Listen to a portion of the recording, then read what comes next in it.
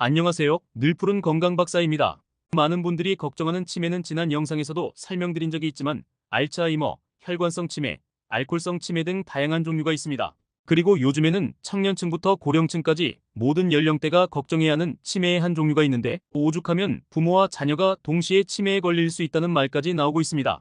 이것은 바로 디지털 치매입니다. 아마 지금 이 영상을 보는 여러분들 중에도 이미 디지털 치매에 한 걸음 가까워지신 분들이 있을 겁니다.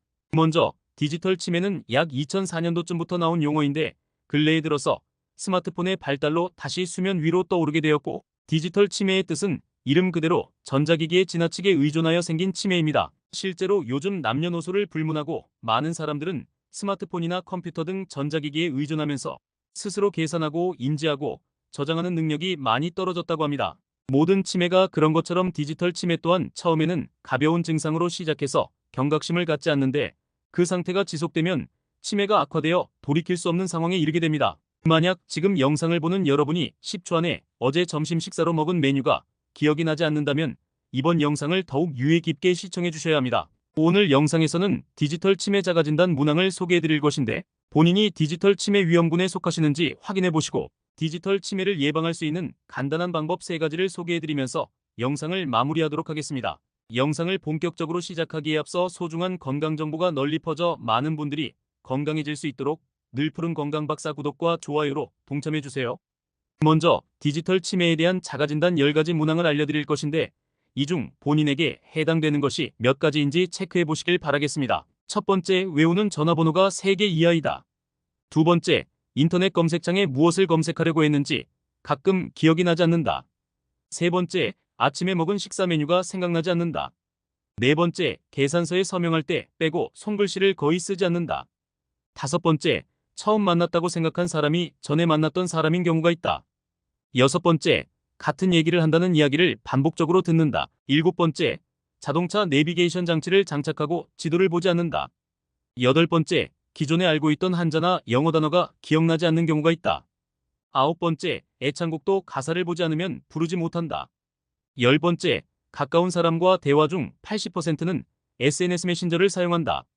방금 보신 10가지 중에서 만약 2가지 이상 해당되신다면 디지털 치매일 수 있습니다. 다시 한번 강조해드리자면 디지털 치매는 처음에는 가벼운 증상으로 시작하지만 이것이 계속 지속된다면 자신뿐만 아니라 사랑하는 주변 사람들까지 힘들게 하는 치매라는 악마의 질병에 본격적으로 빠져들게 됩니다. 모든 치매는 사실상 치료하는 것은 매우 기적적인 일이고 상태가 악화되지 않게 유지하거나 예방하는 것이 최선인데 오늘 말씀드린 디지털 치매는 다른 치매들보다 노력을 통해 쉽게 충분히 예방할 수 있습니다. 그렇다면 지금부터는 디지털 치매를 예방하기 위한 3가지 방법을 소개해드리면서 영상을 마무리하도록 하겠습니다. 우선 디지털 치매를 예방하기 위해선 꾸준한 신체 활동을 유지해야 합니다. 요즘 많은 분들이 휴식 시간에 소파나 침대에 누워서 스마트폰만 보며 시간을 보내시는 분들이 많으신데 하루에 30분 이상 걷기 운동만 하셔도 치매를 예방하는데 큰 도움이 됩니다. 일주일에 3번 정도 걷는 것도 치매가 약 20% 정도 예방이 되는데 일주일 내내 꾸준히 걷기 운동을 하는 분들은 치매가 70% 이상 예방되는 효과가 나타났다고 합니다. 즉 운동을 한 번 할 때 많이 하는 것도 좋지만 매일 꾸준히 운동하는 것이 큰 효과가 나타납니다. 운동과 더불어 사람들과 사회적 관계를 유지하고 사회적 활동을 지속하는 것도 치매 예방에 큰 도움이 됩니다. 두 번째 방법은 꾸준히 뇌를 활성화해야 합니다. 그동안 우리는 전자기기에 의존하여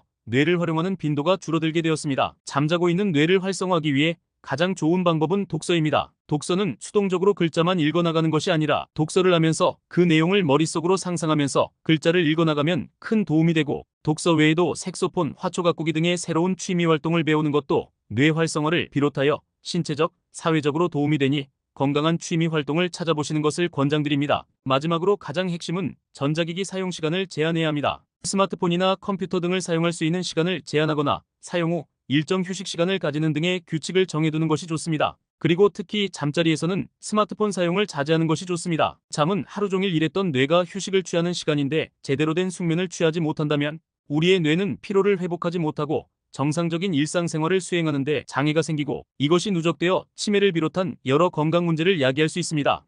이 외에도 스마트폰 화면의 밝기와 글꼴 크기 등을 본인의 시력에 맞게 설정하고 사용하는 것도 중요하고 건강한 식습관과 꾸준한 운동은 치매뿐만 아니라 각종 질병을 예방하는 데 가장 효과적인 방법이니 잘 실천하셨으면 좋겠습니다. 현대의 모든 사람들은 전자기기를 통해 편리함과 위협을 동시에 받으며 하루하루를 살아가고 있습니다. 이제는 전자기기 없이 살아가는 것은 불가능할 정도로 많은 발전이 이루어졌는데 아예 사용하지 않는 것은 당연히 말이 안 되고, 지금부터라도 전자기기의 사용 빈도와 의존도를 줄여서 노련하게 사용하시고, 오늘 알려드린 방법으로 뇌 활성화를 통해 디지털 치매를 충분히 예방할 수 있으니 지금 이 영상을 보신 여러분들도 잠시 스마트폰을 내려두고 치매 예방을 위한 자신의 건강한 생활 패턴을 구상해 보시면 좋을 것 같습니다.